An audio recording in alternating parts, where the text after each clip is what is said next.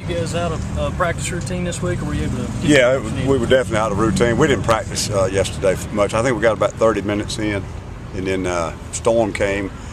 Didn't want to go indoors, wanted to try to get back out, and the rain stayed in a little longer than normal. So by the time we went through a walkthrough for about 35 or 45 minutes, the clock got us. So we didn't get much done. I was a little concerned. Tuesday's short yardage, goal line, red zone, emphasis along with normal. And Wednesday's third down pass situation. So it was a bad day to hit that. But we caught up, we went a little longer today and caught up on it. So I think we're okay. How does this Vandy team with Coach Franklin, they're obviously a little bit different this year with his philosophy. How are they different than previous year's teams, and what kind of challenges do you expect from them on Saturday? Well, they've been more of a triple option team over the last couple of years with some other things mixed in. They've run a shotgun throwing game and some things like that. But they're more of a pro-style attack now. Not as much of the option, dive options and zone reads, but they do still have that. And Smith can really run it because he's done it for 3 years and he's very, very capable of hurting you on that. And the backup quarterback Rogers got good speed too. So they do still have the option element. But they're doing a lot better job with formations and some things. They've got tackle eligibles, they've got unbalanced sets, they've got a lot of things with tackles over. A lot of things that your players have to be really alert because they're finding a way to get the ball downfield in the throwing game and get their breakaway runs in the running game by unorthodox formations, and they're doing a heck of a job with it. They speed the tempo up, and they're able to get up there and line up real quickly in those unorthodox formations and get the ball snapped, and they execute very well in it. So it presents a problem. You don't have 5, 15, 20 seconds to stand around and talk about your check and your alignment. Ellis, how are Auguste and Quarles for this week? Auguste will not play. Don't think he practiced at all. Kelsey's had a good week of practice. I defer that to Brad. I'm not sure whether he's ready to go or not, but he's had a good week of practice and he's healthy. Saw Bryson Williams walk about with shells on. Is he getting back into it?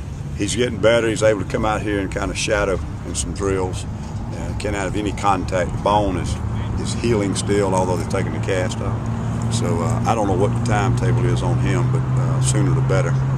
Get him back going. I hope he's able to do enough right now that he's catching things back up mentally, assignment-wise. Coach, Vic Hampton, is he working just behind Stephon, or could he play the other side as well? He's working behind Stephon, and would probably, if we had to put the two of them on the field at the same time, we'd flip Stephon over because he's much more capable of going to the other side. Vic's had a pretty good week, but when you've been gone for 4 weeks, that's a lot of time, for things that you've forgotten, and start getting into a game plan and try to keep it as simple as you can with some of the formations and sets they run. You got to be sharp. Does it help that you already you got a taste of the option in Navy, and you faced ECU in Georgia? Does it, from a preparation standpoint, do you feel like you guys have been battle tested by those teams so far this year? Yeah, we've seen everything under the sun, for the most part, and really you see that in college football quite a bit. The Navy's thing will not have any carryover for us in any form or fashion other than tackling, but their option is not anything like Navy's. It'll be very different. But they have some good formations that they run them out of that'll really put us in some situations where we've got to be responsible and adjust right. But I think, playing 3 really good football teams offensively and having them all be very different, it certainly has challenged our players mentally. And we'll just have to see, if it helps as far as our development. As I said last week, that was a week where you didn't spend any time in third down long nickel and dime pass coverages, and that's where we were not getting off the field. And so, we wanted to put an emphasis on it this week and got rained out yesterday. So I hope today, we got quite a bit of work on it today, and I hope today, we got some things ironed out and can do a better job of that. Who's Vandy's biggest offensive weapon do you have to stop? I don't know that I can say that. They're doing a good job of making you aware of everybody. They have very good running backs and wideouts and making big plays.